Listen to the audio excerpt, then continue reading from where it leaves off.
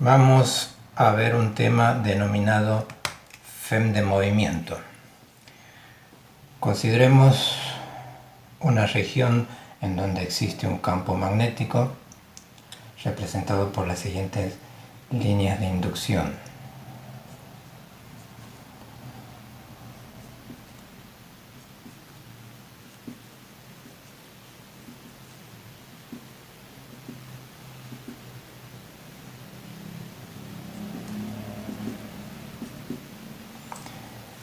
Este campo magnético lo supondremos perpendicular al plano de la pizarra con sentido entrante y uniforme, y además constante con el tiempo. En esta región consideremos una barra conductora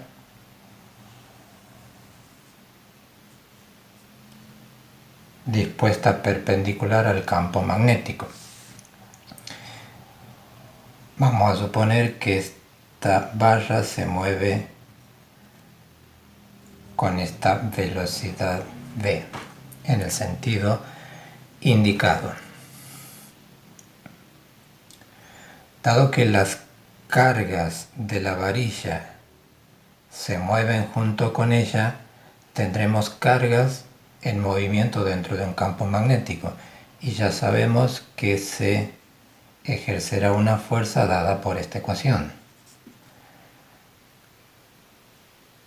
Q por la velocidad producto vectorial, el campo magnético.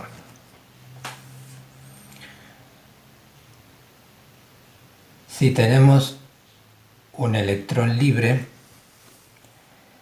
este producto vectorial deberá ser perpendicular al plano entre la velocidad hacia la derecha y el campo entrante, perpendicular a este plano, hacia arriba o hacia abajo. Para saber el sentido aplicamos la regla de la mano derecha girando los dedos desde el primer vector velocidad hacia el segundo, que es el campo que está hacia adentro, y el pulgar nos indica que el producto vectorial es hacia arriba, pero ese producto vectorial está multiplicado por la carga, que en este caso es negativo, por lo tanto la fuerza tendrá sentido opuesto al producto vectorial, es decir, hacia abajo.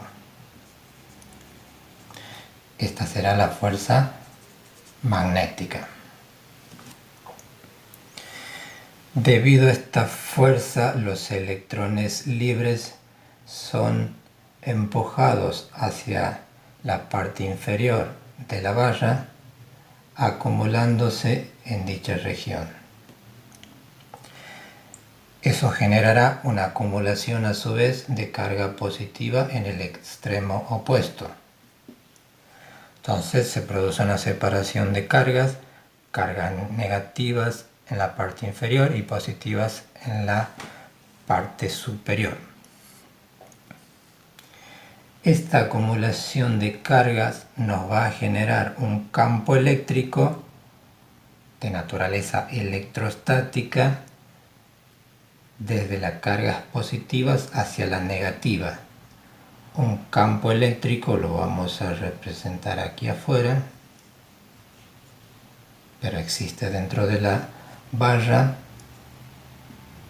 un campo electrostático en ese sentido.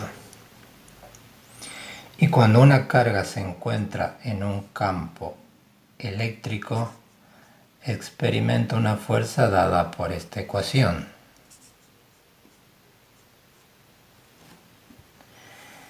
El campo eléctrico es hacia abajo. Como la carga es negativa, la fuerza es opuesta al campo, es decir, la fuerza será opuesta en dirección hacia arriba. Esta es la fuerza debida al campo electrostático. Cuando la barra comienza a moverse, se produce esta separación de cargas que va a concluir cuando esta fuerza eléctrica debido a la acumulación de las cargas, equilibre a la fuerza magnética. Tenemos dos fuerzas de igual dirección, distinto sentido, entonces el equilibrio se logra cuando estas dos fuerzas son iguales en magnitud. Esto es, el módulo de la fuerza eléctrica será igual al módulo de la fuerza magnética. El módulo de la fuerza eléctrica es valor absoluto de la carga por el módulo del campo eléctrico igual al módulo de la fuerza magnética, que es valor absoluto de Q por el módulo del producto vectorial, B por B. Podemos cancelar las cargas y tenemos en consecuencia que el módulo del campo eléctrico es igual al módulo del producto vectorial.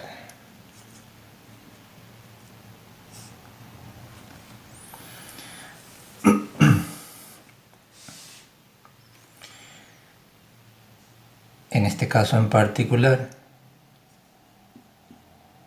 el módulo de este campo será igual, resolviendo el módulo del producto vectorial, el producto de los módulos, el producto del módulo de la velocidad por el módulo del campo por el seno del ángulo comprendido entre la velocidad hacia la derecha y el campo hacia adentro. El ángulo es de 90 grados. Seno de 90 grados es 1, de modo que en este caso el módulo del campo eléctrico es el producto de los módulos de la velocidad por el campo. Esto ocurre en una condición de equilibrio de fuerzas dentro de la valla conductora. Sí, obviamente va a haber una diferencia de potencial en los extremos de la valla. Si calculamos esta diferencia de potencial, vamos a llamar al extremo inferior A y al extremo superior B.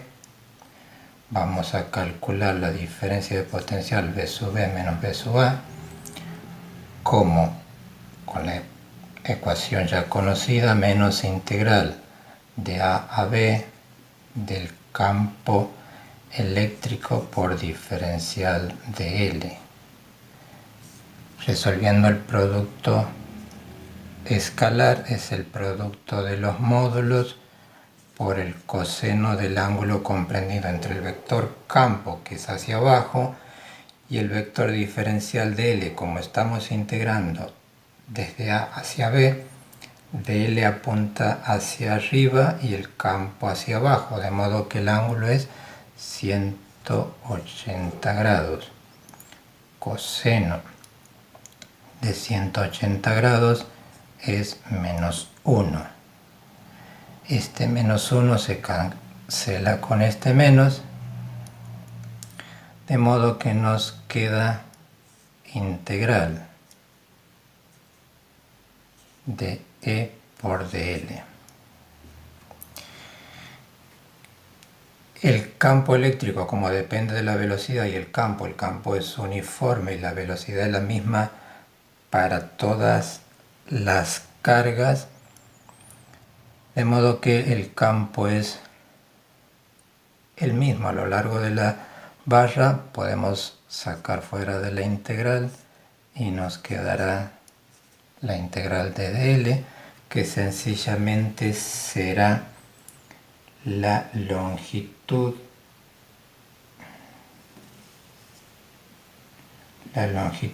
L de la barra.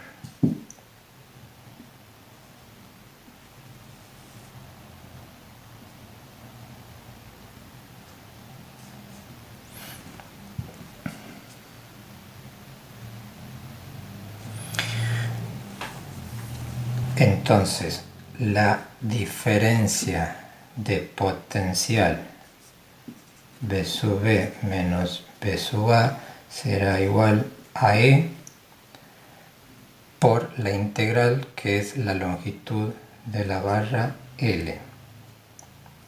Si reemplazamos el módulo del campo eléctrico,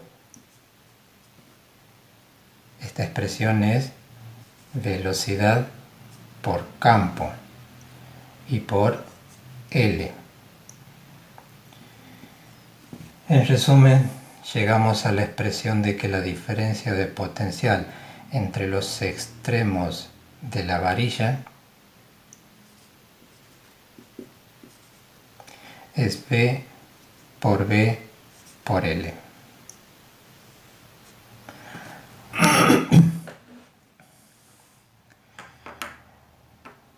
Hemos determinado entonces la diferencia de potencial en los extremos de la varilla sin haber utilizado ley de Faraday. Vamos a considerar una situación semejante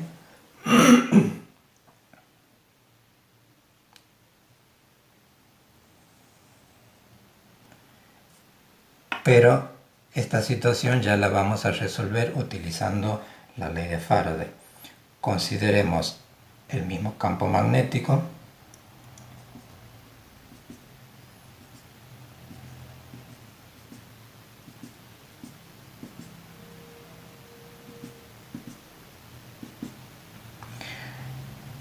La varilla.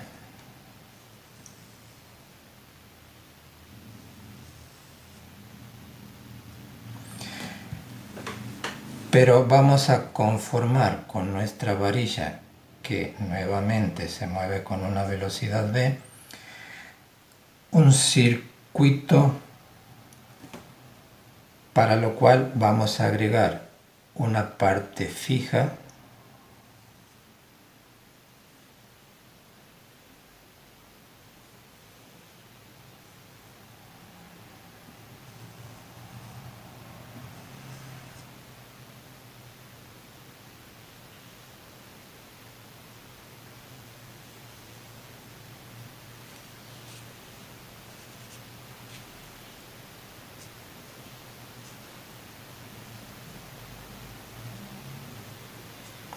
tenemos este conductor en forma de U, que es fijo,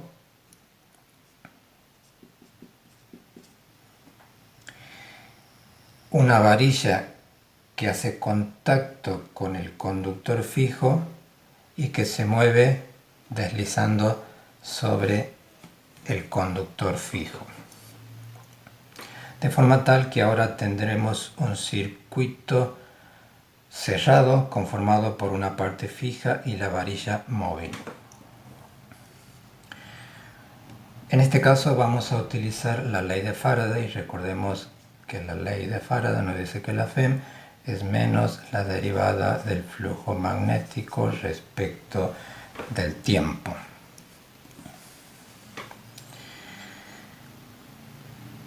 Este circuito encierra una superficie, podemos considerar la superficie plana, la cual es atravesada por un flujo en esta superficie, de tal forma que cuando la varilla se mueve, el área aumenta y por lo tanto el flujo aumenta. Hay una variación del flujo respecto del tiempo, por lo tanto se va a inducir una FEM. Como el circuito es cerrado, se va a inducir también una corriente inducida. El sentido de la FEM y de la corriente inducida la obtenemos con la ley de Lenz, teniendo en cuenta que, como dijimos, al moverse la varilla, el flujo a través de esta área aumenta, la FEM va a generar un flujo magnético opuesto a este flujo debido al campo magnético externo. Como el flujo externo está entrante, el circuito generará un flujo inducido en sentido opuesto, es decir, saliente, de forma tal que tendremos un campo magnético inducido también saliente. Para que el campo inducido sea saliente, la corriente, de acuerdo a la regla de la mano derecha, tendrá que circular en sentido antihorario.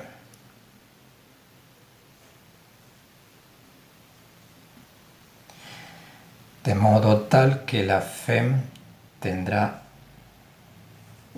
este mismo sentido.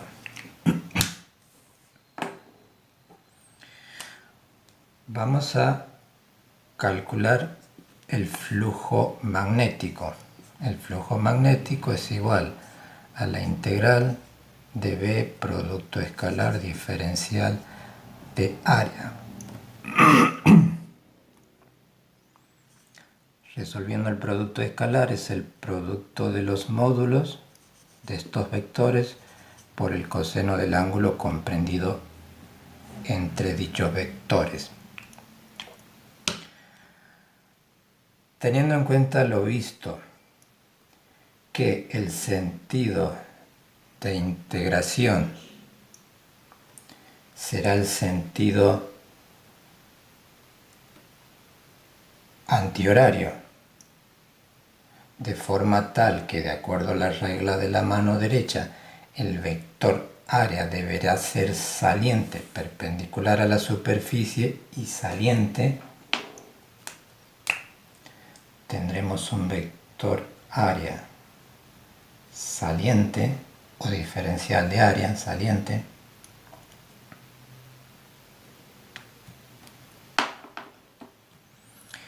Este vector área con el campo que está entrando forman un ángulo de 180 grados. Coseno de 180 grados es menos 1. Entonces el flujo magnético nos queda. Dijimos que el campo magnético es uniforme, no cambia en el área, por lo tanto es constante y sale fuera de la integral.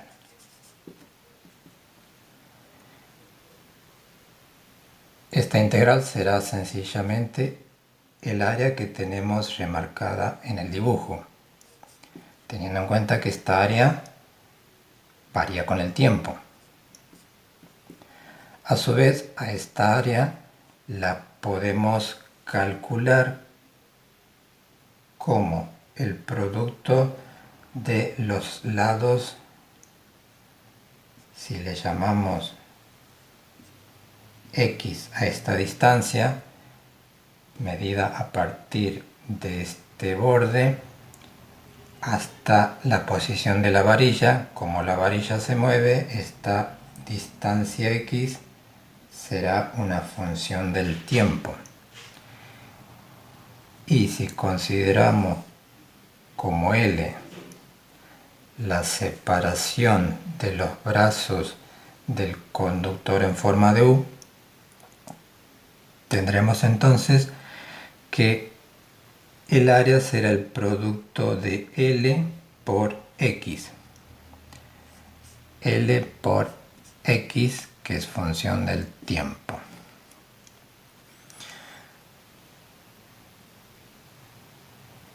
Nos estamos olvidando el menos 1 del coseno de 180.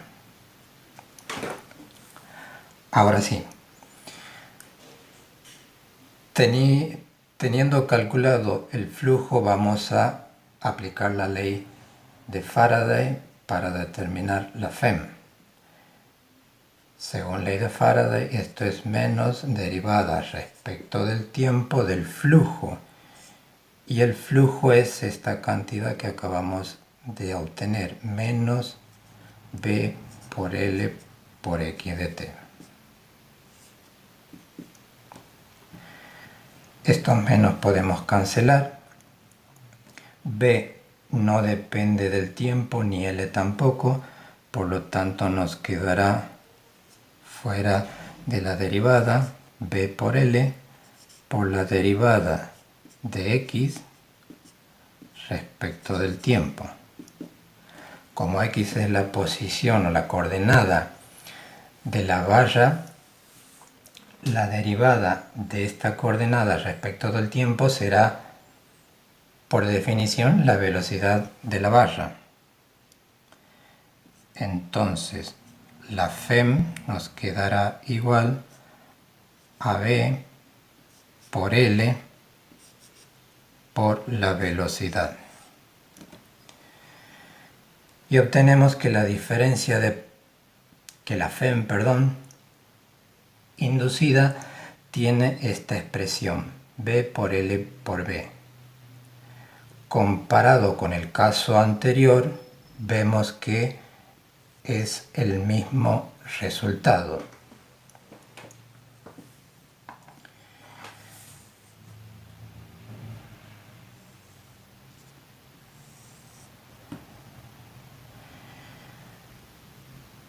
Podríamos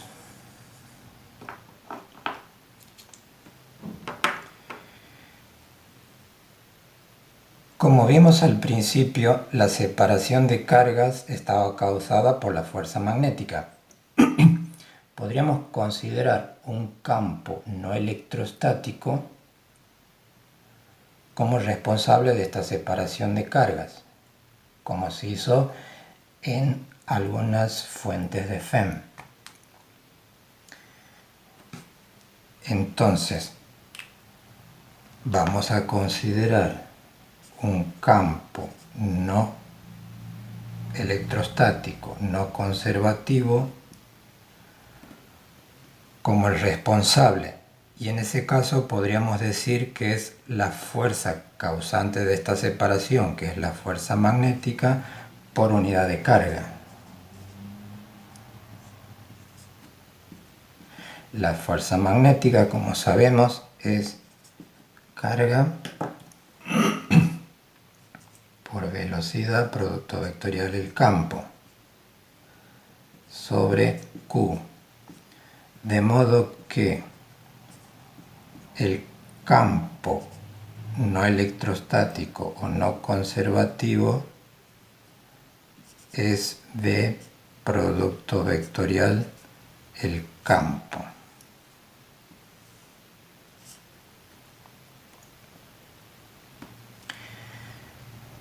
Que junto con la expresión vista de que la FEM se puede calcular como la integral de línea a lo largo de una curva cerrada de un campo no conservativo producto escalar diferencial de L,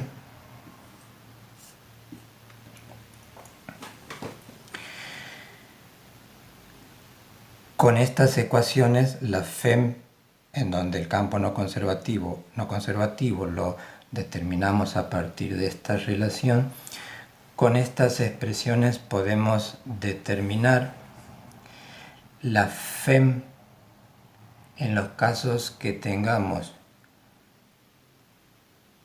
parte de un circuito o un circuito completo en movimiento, además de poder calcular siempre la misma FEM a partir de la ley de Faraday. Ahora, ¿cómo se procede en los casos en los que no tenemos un circuito completo? Sencillamente, como la ley de Faraday es válida para cualquier curva cerrada, entonces podemos considerar parte de un conductor como parte de una curva cerrada, es decir, podemos imaginar una curva que cierre una trayectoria y a partir de ahí utilizar o ya sea la ley de Faraday o las ecuaciones para FEM de movimiento.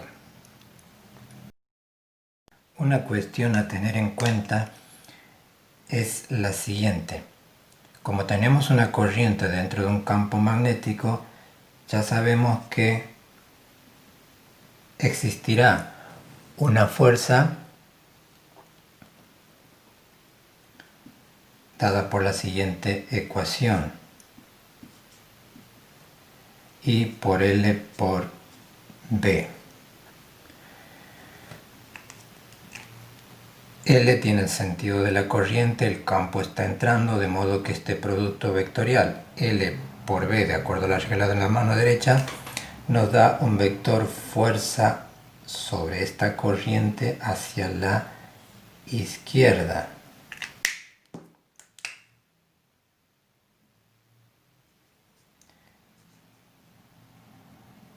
Esta fuerza debida a la corriente I. De modo que si inicialmente el movimiento de la varilla consiste en solo impulsarla y soltarla, esta fuerza magnética terminará desacelerando la varilla y acabará por detenerse. De forma tal que si queremos mantener la varilla, por ejemplo, moviéndose con velocidad constante, habrá que ejercer una fuerza externa que sea de igual magnitud que la fuerza magnética, como decía, para mantener el movimiento de la varilla con velocidad constante.